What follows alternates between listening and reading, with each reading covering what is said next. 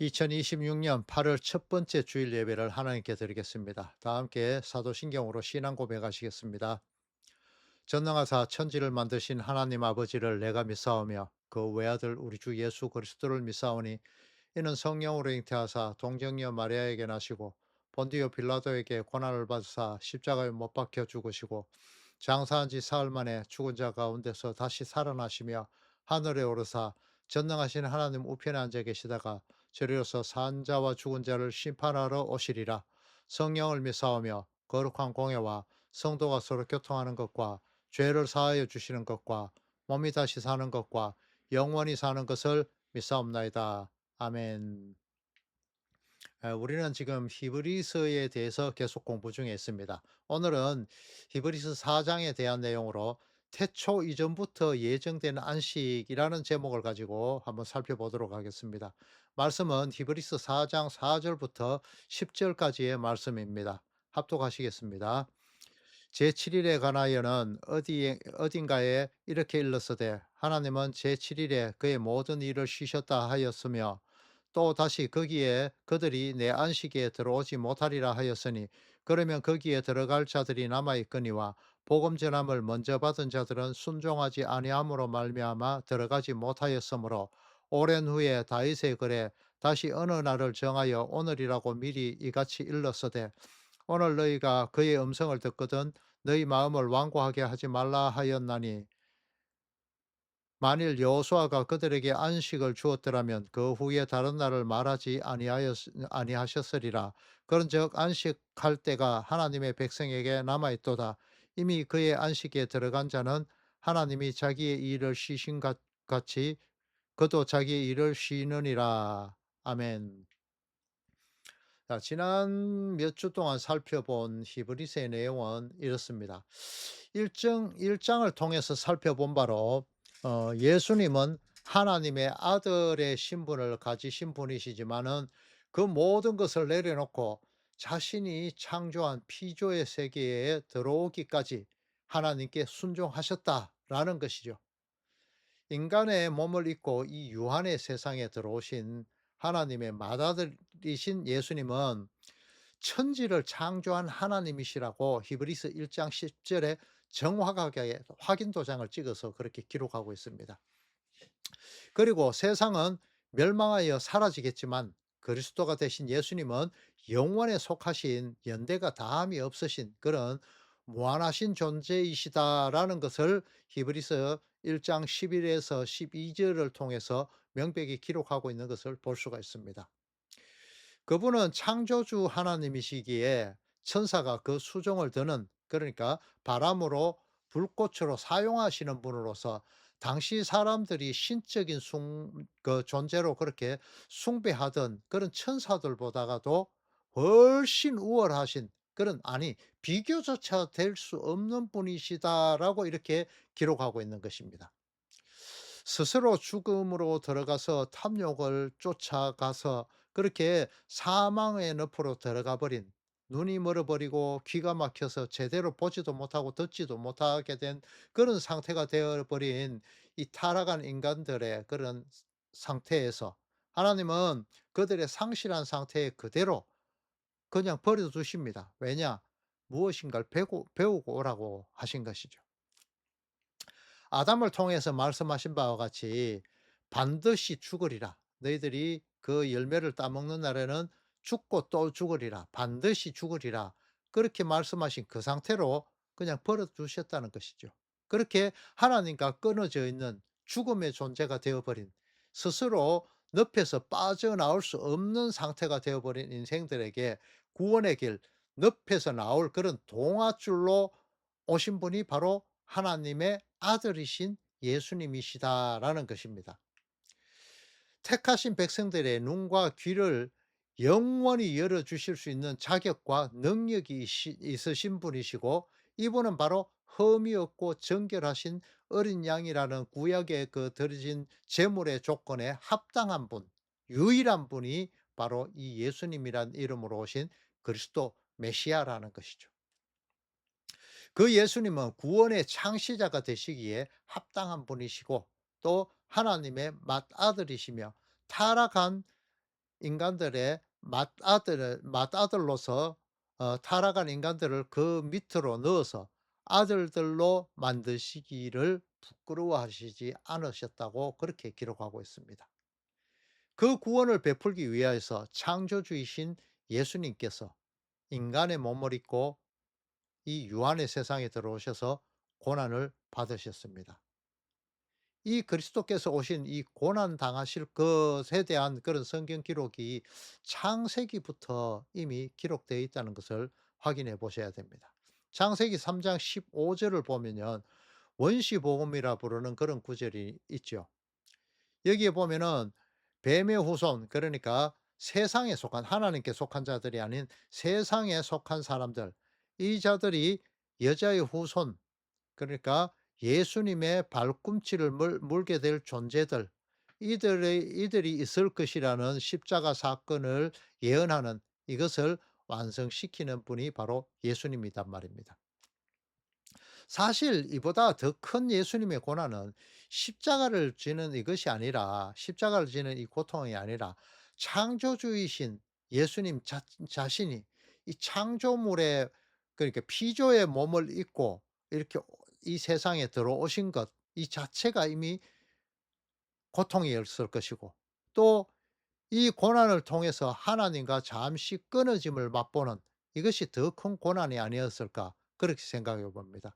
하지만 그 고난을 통해서 하나님과 끊어졌던 성도들이 다시 하나님의 말씀을 제대로 보고 들을 수 있도록 귀를 열어 주시고 눈을 뚫어 주시는 그 구원의 문이 되시기 위하여서 필연적인 조건이 된 것이 바로 예수님의 고난의 사건이었던 것입니다. 이 일들은 이미 태초 이전부터 삼위 하나님께서 예정하시고 작정하시던 일들이라는 것입니다. 그래서 신학자들은 이렇게 말합니다. 종말이 창조를 앞선다라고 말입니다. 이 일들을 성취시키기 위하여서 이렇게 시키셔서 택하신 백성들의 구원의 창시자가 되시기 위하여서 오신 분이 바로 예수님이신 그 그리스도이시라는 것입니다. 역사적으로서는 선조의 모습을 가지고 있지만은 뭇 이스라엘의 이렇게 숭앙의 대상이 된 존재이기도 하죠. 이 모세와 아론, 이들보다가 이 유한의 세상에서는 이 후손으로 예수님께서는 오셨습니다. 하지만 이미 창조에, 그러니까 세상을 창조할 때에 직접 이 피조의 세계를 창조하신 그분이 그리스도이시기 때문에, 그분이 모세와 아론보다 훨씬 높으신 분, 뛰어나신 분이라고 이렇게 변증하는 것이 이 히브리서인 것이죠. 히브리서 2장 9 절에 기록된 "모든 사람을 위하여서 죽음을 맛보려 하심이라"라는 그 말씀 중에 모든 사람이라는 것은 여러분들이 생각하는 그런 모든 사람들이 아닙니다. 세상 사람들이 많이 이야기하는 보편적인 구원 이야기하지요. 그러니까 인본주의적인 사람들은요, 그럼 나는 뭐야? 내가 열심히 노력을 해도 구원을 없다는 말이야? 구원을 얻을 수 없다는 말이야? 이렇게 이야기를 하게 되거든요. 이런 사람들이 보편적인 구원을 이야기합니다. 믿는 자는 누구나 구원을 얻을 수 있다. 이렇게. 하지만 성경은 그렇게 말하지 않거든요. 세상 모든 사람들이 믿기만 하면 다 구원을 얻는다는 것은 아닙니다. 로마서 9 장에는 이렇게 기록되어 있습니다. 그토록 열심히 율법을 지켜왔던 이스라엘은 율법에 이르지 못했다라고 말이죠. 하나님께서 택하신 백성, 그러니까 긍휼히 쓰시기 위하여서 또 영광 받기로 창세 이전부터 예비하셨던 그 백성들에게만 볼 수 있는 눈과 들을 수 있는 귀가 열려지게 된다. 하나님으로부터 선물로 주어지게 된다라고 말씀하고 있습니다. 율법이라는 그런 걸림돌과 거치는 바위가 바로 교회 안에 놓이게 되는데, 성경 안에 있게 되는데 바로 예수 그리스도라는 것입니다. 행위로서 나의 열심으로서가 아니라 하나님께서 선물로 주시는 그 믿음이라는 것을, 예수님을 그리스도로 메시아로 믿는 그 믿음이라는 것을 선물로 받게 될 때에만 영생이라는 것이 주어지게 된다라는 것입니다. 이 영생에 들어가는, 그러니까 그리스도 안으로 들어가게 되는 그 안식에 들어갈 수 있는 자격은 그리스도 대신 예수님이 십자가에 피 흘리신 그 피와 물을 통해서만, 흘리신 물을 통해서만 가능하다라는 것이죠. 이 세상에서 정의하는 이런 것이 있죠. 강한 것은 아름답다. 하지만 이것은 세상에서 말하는 그런 진리일 뿐입니다. 그것과는 정반대로 이 진리라는 것은요, 오히려 힘없는 것이 진리가 됩니다. 성경에서 보면요, 예수님은 가장 힘없는 자로 오셔서 이 유한의 세상의 삶을 사시다가 힘없는 자들의 폭력에 의해서 힘없는 자로 돌에 맞아 죽고 십자가에 맞아 죽는 것을 통해서 오히려 강함이 되셨죠. 이렇게 사셨던 것이 바로 예수님의 삶이었고, 이것은 바로 성도들의 본이 되었던 것입니다. 이것이 하나님 나라의 원리입니다. 지난번 몇 번 말씀드렸듯이 세상의 원리는 강한 자가 약한 자를 먹어버리는 것이지만, 하나님 나라의 원리는 약한 자가 강한 자를 먹게 되면 그 강한 자가 약한 자 안에서 오히려 그 약한 자를 먹어버리는, 예수라는 생명수를 먹으면은 그 먹는 자 안에서 예수라는 그 생명수가 흘러 넘쳐서 오히려 예수화 되어 버리는 그 원리가 바로 천국의 원리입니다. 세례가 바로 이것이죠. 우리가 먹는 떡, 그다음에 포도주, 이것은 예수님이 흘리신 피와 예수님이 주신 몸을 이야기하죠. 이 피와 몸이 우리 속으로 들어와서 그렇게 말씀을 이야기합니다. 이것이 들어와서 우리를 집어삼키는, 그때에 내 안에 천국이 이루어지는, 내 안에 가나안 땅이, 약속의 땅이 이루어진다는 그 내용인 것입니다. 이렇게 가장 약한 자로 오셔서 친구를 위하여서, 성도를 위하여서 자신의 몸을 거룩한 산 제사의 제물이 되어지심을 통해서 목숨을 버리십니다. 이렇게 오히려 친구인 성도들에게 가장 큰 사랑을 보여주심을 통해서 영원한 안식을 선물로 주시는 것입니다. 이제 오늘 본문인 히브리서 4 장을 통하여서 택하신 사람들에게 이 안식이 주어지게 되는 과정을 살펴보도록 하겠습니다. 히브리서 4장 3 절에 기록된 구약의 성경에서 인용되어진 그 내용을 먼저 확인해 보도록 하겠습니다. 내가 노하여서 맹세한 것 같이 그들이 내 안식에 들어오지 못하리라 하셨다라는 이 구약의 성경이 기록되어 있죠. 인용되어 있죠. 이것은 시편 95 편에 기록된 다윗의 글을 인용한 내용입니다. 이스라엘 백성들이 애굽에서 신기류와 같았던 그 안목의 정욕 자체에 이렇게 노출되어 있었습니다. 하나님을 하나님으로 바라보지 않고 세상, 그러니까 애굽의 신들을 바라보는, 애굽의 그 풍요를 바라보는 그 눈으로, 그러니까 맹인의 눈을 가지게 되었지만은 하나님은 그들의 그 안목의 정욕의 땅인 그 애굽 땅에서 이끌어내시고 가나안 안식의 땅을 선물로 주시겠다고 약속하시고 그곳으로 가라고 하셨습니다. 그 자세한 내용은 출애굽기 17장에 기록이 되어 있습니다. 이스라엘 백성들이 신광야를 떠나서 르비딤에 이르게 되죠. 거기에서 진을 쳤는데 그곳에는 먹을 물이 없었습니다. 그렇게 되자 이 이스라엘 백성들은 풍성한 물이 넘쳐 흘렀던 그 애굽의 나일강을 떠올리면서 하나님과 모세를 원망하기 시작했죠. 결국 그들은 하나님께 순종하지 않고 오히려 대적하여서 정권 대사와도 같은 그 모세를 대적하기에 이르렀습니다. 그래서 다투었다라는 의미의 이 무리바와 마사로 불리지게 된 것이 바로 이 르비딤이었습니다. 마사와 머리바 사건의 가장 중요한 핵심은 출애굽기 17장 7절에 기록된 대로 이스라엘 자손들이 하나님에 대한 확신이 있는 것이 아니라 하나님에 대한 불신을 기반으로 한 그 하나님에 대한 도전, 도발이었던 것입니다. 그것에 대한 심판이었죠. 하나님에 대한 노함이 바로 이 도발에 대한 것입니다. 안목의 정욕을 따라가는 이건요. 히브리스 4 장에 기록된 내용은 성경책의 처음인 창세기까지 거슬러 올라가면서 안식에 대한 내용을 확증을 하고 있습니다.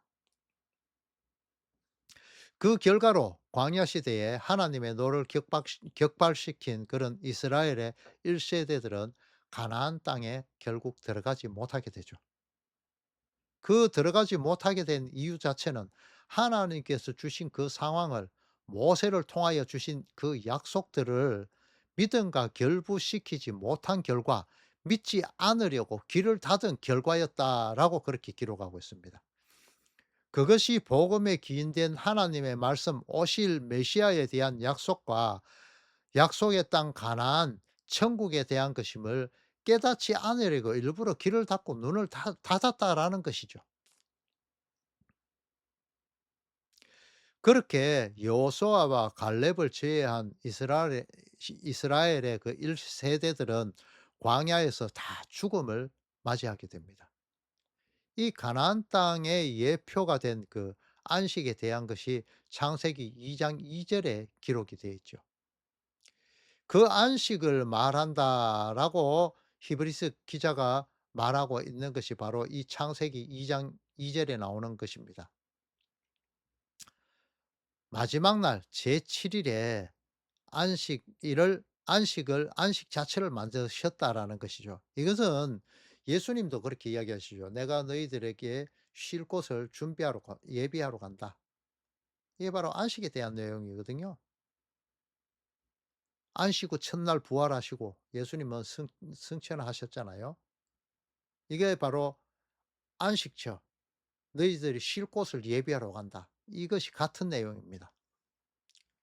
자, 시간과 공간이 그 무의미한 것이 아니라 하나님의 창조물이잖아요. 이렇듯이 희년의 모든 것이 원래대로 돌아가게 되듯이 하나님의 그 안식 그 자체는 하나님의 창조물입니다. 그 창조물 안으로 하나님께서 택하신 백성들을 끌어들이시겠다는 것이죠. 자, 안식일이라는 것은 제7 일이잖아요. 이 7일 후에 무엇이 옵니까?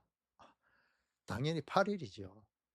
그런데 이 성경에서 8 일이라는 것, 8 이라는 숫자가 상징하는 것은 굉장히 큰 의미를 가지고 있습니다. 여러분들도 들어보셨겠지만 이 희년은 8번째 오는 내용이죠. 제7일 안식일이 있고 이 안식일 이후 첫날 예수님이 부활을 하셨잖아요. 그리고 이스라엘 백성들 중에 남자아이는 난지 8일 만에 할례를 행했잖아요. 이 8일 만에 할례를 행한다는 것은 예수님의 그 할례가 십자가에 쪼개어짐으로 나타나는 것, 이것을 보여주는 것입니다. 이 안식일이 7번이 지난 이후에 50년째, 77이 49가 되고 50년째에 오는 것이 바로 이 희년이죠.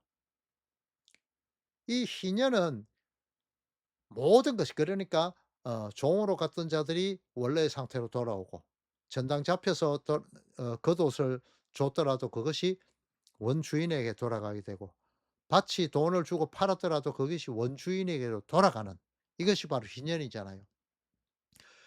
이렇듯이 원래의 위치로 돌아가게 된다. 이게 바로 천국, 안식을 의미하는 것입니다.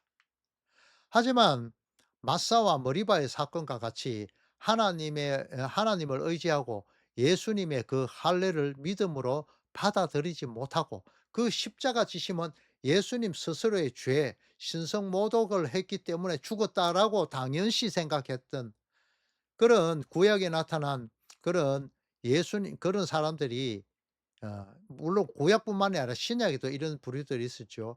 이렇게 이 사람들이 이 예표적으로 그냥 미리 예언을 해 주신 그 구약의 내용들을 예수님에 대한 내용이라고 이렇게 제대로 대조해서 알아보지도 않고 오로지 힘 있는 파워풀한 이스라엘을 완전히 세계 최고 부유한 왕국으로 이끌어 줄 그런 예수님만을 원했던 그런 눈이 다치고 귀가 다친 채로 이사야서 53 장의 그런 내용들은 전혀 배제한 채로 하나님을 하나님의 아들이신 예수님으로 오신 그 구원자 예수님을 배역한 것이 바로 이스라엘의 죄였다라는 것입니다. 자, 이 두 내용들을 믹싱시켜 보겠습니다.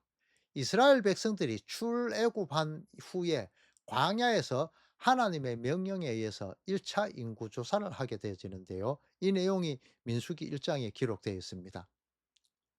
출애굽 2년 2월 1 일에 20세 이상 전쟁에 나갈 수 있는 남자의 수를 짓게 하는 것이 바로 하나님의 명령이었고 그것이 1차 인구 계수였습니다. 그 결과로 드러난 인원의 수가 6 3 550 명이다라고 기록하고 있습니다. 자, 여러분 숫자를 잘 보시기 바랍니다. 잘 보세요. 이것은 이스라엘 백성이 출애굽할 당시에 60만 가량과 수많은 족들이 나왔다라는 그 기록과 정확하게 일치하는 내용들입니다. 이 인구조사는 1 차로 끝나지 않고 2차 인구조사가 명령되어집니다. 이것은 민수기 26 장에 기록되어 있습니다. 그 결과로 출애굽할 당시와 같은 1차 인구조사를 할 때와 정확히 일치하는 것이 60만 가량이라는 것입니다. 60만 1,730 명이라고 기록되죠. 이것은 1차 인구조사는 모세가 했지만 2차 인구조사는 여호수아를 통해서 하게 되거든요. 이 의미가 상당히 큽니다. 모세는 율법이고 여호수아는 율법을 벗어난 탈율법적인 존재라고 그렇게 보셔야 됩니다. 여러분 지금 제가 대구에 살고 있으니까 대구 달서구 대구에서 최고 인구가 많은 데가 달서구거든요. 이 달서구의 현재 인구가 54만 3천 명 가량입니다. 이 달서구의 인원보다도 더 많은 60만의 인구가 하늘의 별과 같이 바다의 모래같이 많아진 이 인구가 나왔을 때 주변 나라들은 얼마나 겁이 났겠습니까? 하지만 이 이 인구들이 출애굽부터 시작해서 많은 전염병과 전쟁을 통과하고서도 결국 60만이라는 인구 자체는 줄거나 늘지 않는 것을 볼 수 있죠. 그것이 바로 하나님의 뜻입니다. 하나님께서 작정하고 예정하신 택하신 자들의 구원은 변함이 없으시다라는 것을 뜻합니다. 그리고 한 가지 더 생각하셔야 될 것은 이 6 이라는 숫자는 불완전한 숫자거든요. 이 60만 인구라는 거 여기서 6 이라는 숫자가 들어갔다는 간 것도 상당히 중요합니다. 이후에 하나가 더해지면 7이 되죠. 완전한 수가 되죠.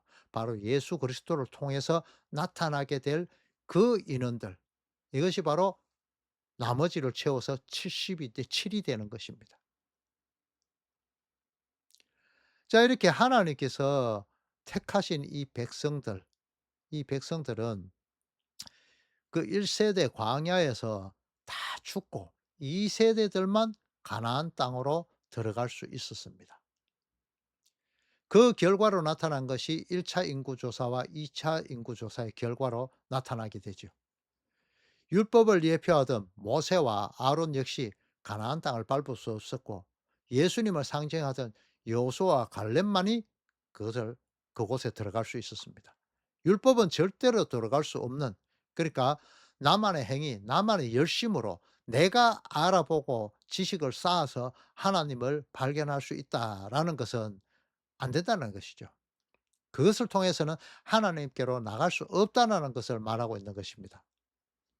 율법을 예표하던 그 모세가 반드시 죽어야만 했고 약속의 땅 가나안 땅에 들어갈 수 없고 그것을 통해서 율법으로 인해서는 여호수아, 예수와 예수님에 의해서만 이 가나안 땅으로 들어갈 수 있다. 가나안 땅이 주어질 수 있다라는 것을 말하고 있습니다. 바로 천국을 이야기하는 것이죠. 이것이 오늘 본문에 나타나는 안식에 대한 내용들인 것입니다.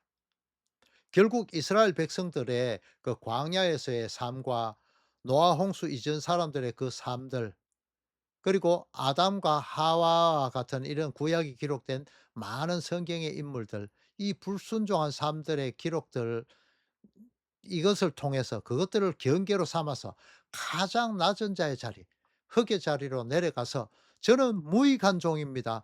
주님의 뜻이 내 안에 이루어지길 기도합니다."라는 이곳까지 내려가서 내 안에 그리스도께서 나의 강함으로 드러나게 되도록 만드는 그곳까지 가도록 하게 하시는 것이 바로 하나님의 뜻이라는 것이죠. 결국 나 자신이 펄펄 살아 있어서 하나님을 대적해서 나 스스로 구원에 이를 수 있다라는 그런 자만심으로, 나의 열심으로 종교 생활을 하는 그런 것들, 그런 사람들, 하나님께서는 그리스도 안에서 그런 사람들을 넣어서 죽이시고 택하신 자들이라면 말이죠. 이제 이 세대 이스라엘로 다시 살아나게 하셔서 가나안 땅, 안식의 땅, 천국의 땅으로 넣어 버리시는 것입니다. 이것이 바로 히브리서에 나오는 하나님의 말씀은 살아 있어서 운동력이 있다 나오죠. 좌우의 날선 검으로서 세상을 바라보던 그 안목의 정욕, 육신의 정욕, 이생의 자랑들을 완전히 끊어내시겠다는 것이죠. 이 땅에서 내가 뿌리 뻗고 발 내려서 뿌리 내려서 튼튼하게 '내가 이 세상에서 최고가 되어질 것이다.'라는 그 망상에서 깨어나도록 그것을 잘라내시겠다는 것이죠. 택하신 백성들은 1 세대의 그 불순종하면서 나라는 것이 펄펄 살아있는 나의 뜻대로 나의 인생을 살아가려는 그것들을 다 죽여가는 것이 이 인생 광야의 성도들의 생활이라는 것입니다. 그것은 성경 말씀에 의해서, 그러니까 하나님의 성령의 검이라고 나온 그 말씀에 의해서, 성경 말씀에 의해서 완전히 난도질되어서 나라는 것이 완전히 버려지게 되고 하나님의 말씀에 의한 것이라고, 그렇게 말씀에 의해서 완전 난도질 당해서 죽은 존재로 되어질 수밖에 없는, 하나님이 처음 주신 흙으로 만드신 그 존재로 드러나도록 만드시겠다는 것이 히브리서 4장 12 절에 기록된 그 내용입니다. 이제 세례 요한이 말한 그 성령과 불의 세례가 나타나게 되죠. 이게 바로 좌우의 날선 검이라는 것입니다. 이 과정은 성도들은 반드시 겪어야 가나안 땅으로 들어갈 수 있는 것입니다. 여러분들이 받으셨던 그 물세례, 이 결과로 천국은 절대 주어지지 않습니다. 이 세례는 모세의 그 입금 아래서 홍해를 건넌 것으로 나타나죠. 모세에 속하여 세례를 받았다 이렇게 나오죠. 이 이스라엘 백성들이 결국은 광야에서 죽었잖아요. 이런 것 같이 물 세례로는 가나안 땅, 약속의 땅, 천국에 들어갈 수가 없습니다. 여호수아, 예수와 예수님에 의해서만, 불과 성령의 세례로 통해서만 광야에서 이스라엘의 1 세대가 죽은 것 같이 완전히 죽어 버리고, 오히려 이제 맹인과 같이 안전뱅이와 같이 기머리와 같았던 내가 죽어 버리고, 이제 하나님의 강권적인 역사를 통해서 이 눈을 열게 하시고 귀를 뚫어 버리시고 이 안전뱅이에서 강제적으로 일으켜 버리셔서 율법에 앉아 있지 못하도록 일으키셔서 유대인의 본보기처럼 이렇게 진리가 되신 예수님을 건축자의 버린 돌처럼 버렸던 그 유대인들의 본보기 같이, 그것을 그곳에 앉아서 때를 쓰면서 율법에 앉아서 안 일어서려고 하는, 그곳에 안주하고자 하는, 내 스스로 노력을 해내서 천국 가고자 하는 그곳에서 예수님은 강권적으로 일으켜 버리십니다. 그 삶들로 나타나는 것이 내가 아픈, 내가 겪는 이 땅에서의 고통, 내 재산이 날아가고 내 주변의 것이 끊어지고 내 친구들이 끊어지고 내 가족이 끊어지고 이런 고통들, 이것은 하나님께서 베푸시는 은혜로 보셔야 되는 것입니다. 이것이 바로 성령과 불세례, 성령 하나님께서 깨닫게 하심을 통해서 성도들이 거듭나게 되는 그 과정이란 것입니다. 이 과정을 통해서야만 비로소 약속의 땅에 들어갈 수 있다라는 것이죠. 거듭난 존재, 이 세대가 되어진다는 것입니다.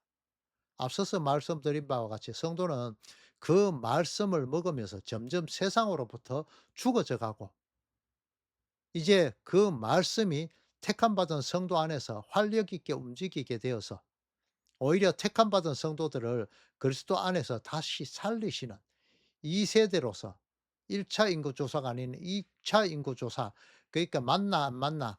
천국 백성이 맞나 맞지 않나?' 이것을 측량하는 2차 인구 조사를 통해서 이 2차 인구 조사로 나타나는 것이 예루살렘 성경을 측량하는 것으로도 나타나거든요.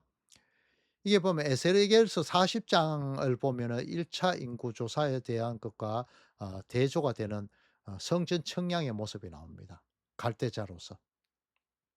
2차 측량은 요한계시록 21 장에 기록되어 있는 하늘로서 내려오는 성전에 대한 측량이 나옵니다.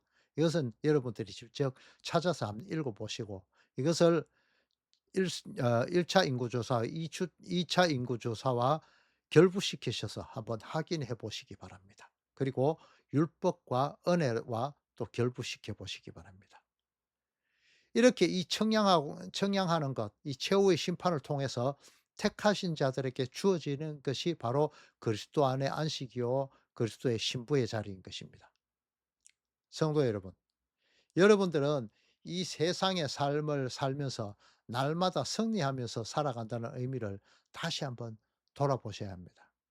그 승리라는 것은 내 안의 탐욕들을 성령의 검에 의해서 난도질 당하여서 잘려져 나가는 1 세대들이 죽어나가는, 나의 1 세대가 죽어가는 그런 하나님의 선한 싸움을 통한 것이 싸움으로 인한 것이고, 그리스도께서 싸우시고 그 승리의 결과로 성도들에게 그렇게 증가시켜 주는, 그것을 통해서 "잘 싸웠다 성도야."라고 하시면서 그리스도께서 주시는 그 영생과 안식, 연합, 이것으로 나타나지게 되는 것입니다.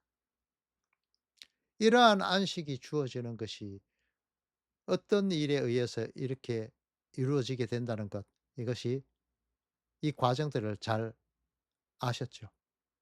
여러분들은 이 삶을 사시면서 하나님께서 이끄시는 그것을 너무 악각거리시지 마시고 하나님의 그 뜻을 순종하며 따라가실 때 여러분들은 안식에 이르게 될 것입니다. 축도로 예배를 마치겠습니다.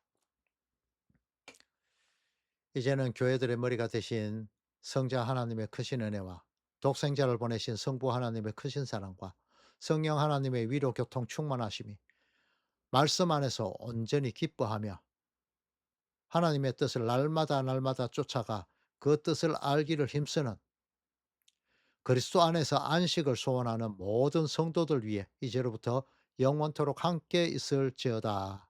아멘.